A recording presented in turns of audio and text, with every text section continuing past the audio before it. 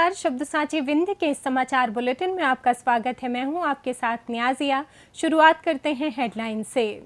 रीवा में शराब के नशे में टल्ली मुंशी जी सस्पेंड, एसपी ने उतारी हेकड़ी। रीवा के रौली गांव में बांस पर टिकी 20 परिवारों की जिंदगी। रीवा में शिक्षक की उम्र भर की जमा पूंजी पर चोरों ने डाला डाका, सेंध लगाकर की वारदात।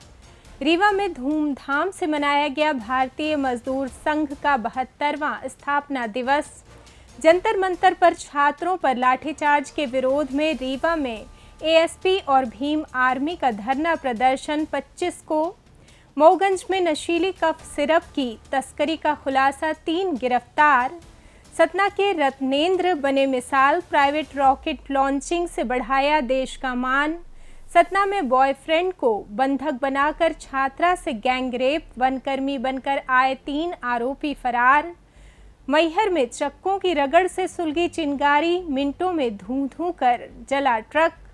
सीधी में पलंग पर चढ़कर नागिन ने डसा, एसजीएमएच रीवा में थमी महिला की सांसें। सीधी में धान की रुपाई के दौरान खेत में बिजली गिरने से किसान की मौत। और रीवा समेत विंध्य के कई हिस्सों में झमाझम बारिश, मौसम विभाग ने जारी किया येलो अलर्ट। अब खबरें विस्तार से। रीवा जिले में पुलिस लाइन में तैनात एक प्रधान आरक्षक का वर्दी में शराब पीकर अशोभनीय आचरण और हंगामा करने का वीडियो सोशल मीडिया पर वायरल होने के बाद पुलिस प्रशासन ने सख्त कदम उठाया है। बताया जा रहा है कि अमहिया थाना क्षेत्र में एक सड़क दुर्घटना के सिलसिले में परिजनों के साथ पहुंचे प्रधान आरक्षक ने अत्यधिक शराब का सेवन कर रखा था और वर्दी की मर्यादा भूलकर अमर्यादित व्यवहार किया, जिसे किसी व्यक्ति ने मोबाइल में रिकॉर्ड कर वायरल कर दिया। वीडियो सामने आने और विभाग की फजीहत होने के बाद रीवा पुलिस अधीक्षक ने मामले को गंभीरता से लेते हुए आरोपी प्रधान आरक्षक अच्छेलाल पटेल को तत्काल प्रभाव से निलंबित कर दिया है। बता दें कि वर्दी में पुलिसकर्मियों के इस तरह के गैर जिम्मेदाराना रवैये का ये कोई पहला मामला नहीं है, जिससे लगातार विभाग की छवि पर सवाल खड़े हो रहे हैं। रीवा जिले के जवा जनपद अंतर्गत रौली गांव के मुसल्हा टोला में प्रशासनिक उपेक्षा के चलते करीब 20 परिवार आज भी खतरों के बीच जीने को मजबूर हैं।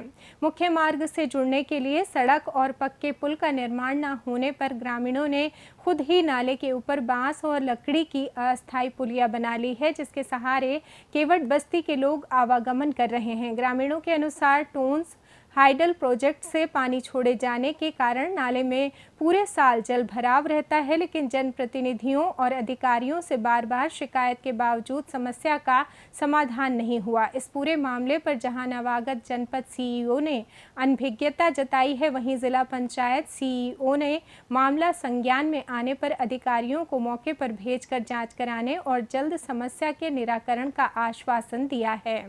रीवा जिले के सगरा थाना क्षेत्र स्थित हरिहरपुर गांव में बुधवार रात चोरों ने बड़ी वारदात को अंजाम देते हुए एक रिटायर्ड शिक्षक के घर पर धावा बोल दिया। पीड़ित लाल बहादुर सिंह के मकान की पक्की दीवार में सेंध लगाकर चोरों ने अंदर प्रवेश किया और कमरे में रखे करीब 7 तोला सोने के जेवरात व नकदी समेत लाखों रुपए के कीमती सामान पर हाथ साफ कर दिया है। हैरान करने वाली बात ये रही कि वारदात के वक्त पूरा परिवार घर के भीतर ही सो रहा था, लेकिन किसी को चोरों की आहट तक नहीं लगी और सुबह जब परिजनों ने टूटी दीवार और बिखरा सामान देखा तो उनके होश उड़ गए। घटना की सूचना मिलते ही सगरा थाना पुलिस ने मौके पर पहुंचकर जांच पड़ताल शुरू कर दी है और आसपास लगे सीसीटीवी फुटेज खंगालने के साथ अज्ञात बदमाशों की तलाश तेज कर दी है।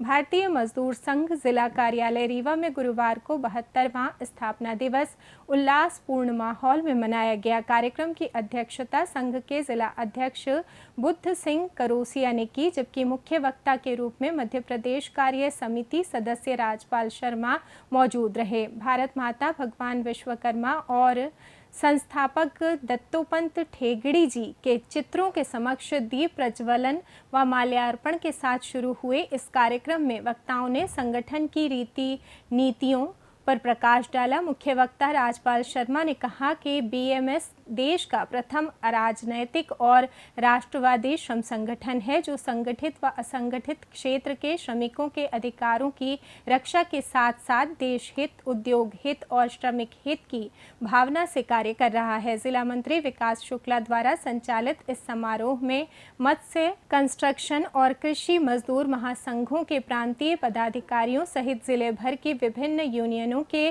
प्रतिनिधि और कार्यकर्ता बड़ी संख्या में उपस्थित रहे। दिल्ली के जंतर मंतर पर प्रदर्शनकारी छात्रों पर हुए लाठीचार्ज और दुर्व्यवहार के विरोध में आज़ाद समाज पार्टी, काशीराम और भीम आर्मी द्वारा आगामी 25 जुलाई को रीवा में एक विशाल धरना प्रदर्शन और रैली का आयोजन किया जा रहा है। आज़ाद समाज पार्टी के जिला अध्यक्ष एडवोकेट दिलीप सिंह भारतीय ने जानकारी देते हुए बताया कि ये विरोध रैली शहर के कॉलेज चौराहा से प्रारंभ होकर कलेक्ट्रेट पहुंचेगी, जहां प्रशासनिक अधिकारियों को राष्ट्रपति व शासन के नाम ज्ञापन सौंपा जाएगा। संगठन ने छात्रों के सम्मान और लोकतांत्रिक अधिकारों की रक्षा के लिए आयोजित इस प्रदर्शन में युवाओं और आम जनमानस से बड़ी संख्या में शामिल होने की अपील की है। मऊगंज जिले में मऊगंज थाना पुलिस ने अवैध मादक पदार्थों के खिलाफ कार्रवाई करते हुए 85 शीशी कफ सिरप और 2 मोबाइल के साथ 3 तस्करों को रंगे हाथ गिरफ्तार किया है। थाना प्रभारी ने मुखबिर की सूचना पर बरियाकला स्थित दुबे चौराहा रोड पर घेराबंदी कर स्थानीय निवासी रोशन गुप्ता और शिवेंद्र त्रिपाठी को बैग में नशीली सिरप बेचते पकड़ा, जबकि सप्लाई से जुड़े रीवा जिले के गढ़ निवासी दीपक पटेल को भी गिरफ्तार कर लिया गया है। पुलिस ने आरोपियों के खिलाफ NDPS व ड्रग्स कंट्रोल एक्ट के तहत मामला दर्ज कर लिया है और मौके से फरार हुए 2 अन्य आरोपियों की तलाश में छापेमारी कर रही है। सतना जिले के कोटरा गांव निवासी युवा एरोस्पेस इंजीनियर रत्नेंद्र सिंह ने देश के पहले निजी रॉकेट विक्रम-1 की सफल लॉन्चिंग में अहम भूमिका निभाकर पूरे प्रदेश का नाम रोशन किया है। पूर्व सैन्यकर्मी पिता पुष्पेंद्र सिंह के IAS बनने के सपने और रेलवे की इंजीनियरिंग नौकरी को दरकिनार कर रत्नेंद्र ने अपने बचपन के जुनून को चुना।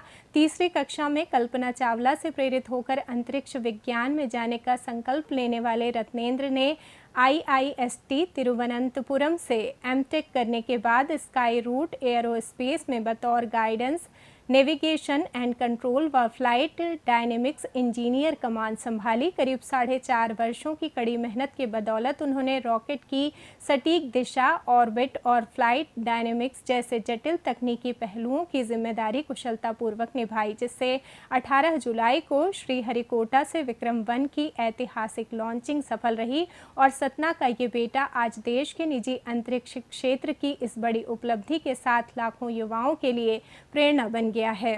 सतना जिले से लगी यूपी के चित्रकूट की देवांगना घाटी में बुधवार को एक रोंगटे खड़े कर देने वाली वारदात सामने आई है, जहां राजस्थान के कोटा में नीट की तैयारी कर रही 20 वर्षीय छात्रा और उसके नाबालिग दोस्त को 3 युवकों ने ढोंग रचकर शिकार बनाया। खुद को वनकर्मी बताकर पहुंचे आरोपियों ने विरोध करने पर छात्र को बेल्ट से पीटा, गमछे से उसके हाथ पैर बांध दिए और जान से मारने की धमकी देकर छात्रा को जबरन झाड़ियों में घसीटकर गैंगरेप किया। वारदात के बाद आरोपी मौके से फरार हो गए, जिसके बाद किसी तरह बंधन मुक्त हुए छात्र ने पुलिस को 112 नंबर पर सूचना दी। पीड़िता सतना की निवासी है जो चित्रकूट घूमने आई थी। सूचना मिलते ही हरकत में आई पुलिस ने पीड़िता की शिकायत पर FIR दर्ज कर ली है और CCTV फुटेज के आधार पर संदिग्धों की पहचान कर जंगलों में सर्च अभियान तेज कर दिया है। मैहर कटनी मार्ग पर दसईपुर के पास बुधवार देर रात माल से लदे एक चलते ट्रक में अचानक भीषण आग लग गई। बताया जा रहा है कि ट्रक के पिछले पहिए में रगड़ के कारण निकली चिंगारी से लपटें भड़क उठी, जिसे देखकर पीछे से आ रहे वाहन चालकों ने चालक को इशारा कर सतर्क किया। खतरा भांपते ही चालक और उसके सहयोगी ने तुरंत कूदकर अपनी जान बचाई। देखते ही देखते आग ने पूरे ट्रक को अपनी चपेट में ले लिया, जिससे राष्ट्रीय राजमार्ग पर अफरा तफरी मच गई और कुछ देर के लिए जाम की स्थिति निर्मित हो गई। सूचना मिलने पर पहुंची दमकल टीम ने मशक्कत के बाद आग पर काबू पाया, लेकिन तब तक ट्रक का अधिकांश हिस्सा जलकर खाक हो चुका था। सीधी जिले के रामपुर नैकिन थाना क्षेत्र अंतर्गत डिठौरा गांव में बुधवार रात एक बेहद दुखद हादसा सामने आया, जहां सोते समय एक महिला सर्पदंश का शिकार हो गई। जानकारी के अनुसार डिठौरा निवासी पूजा कोल अपने घर में पलंग पर सो रही थी। तभी करीब रात 11 बजे एक जहरीली नागिन ने पलंग पर चढ़कर उन्हें डस लिया। नागिन के डसते ही पूजा की नींद खुली और बिस्तर पर सांप देखकर उन्होंने शोर मचाया, जिसके बाद परिजनों ने आनन फानन में नागिन को मार दिया और महिला को गंभीर हालत में रीवा के संजय गांधी चिकित्सालय में भर्ती कराया। अस्पताल में डॉक्टरों की तमाम कोशिशों के बावजूद गुरुवार सुबह इलाज के दौरान महिला की सांसें थम गईं। घटना के बाद से ही परिजनों में कोहराम मचा हुआ है। वहीं पुलिस ने मामला दर्ज कर जांच शुरू कर दी है।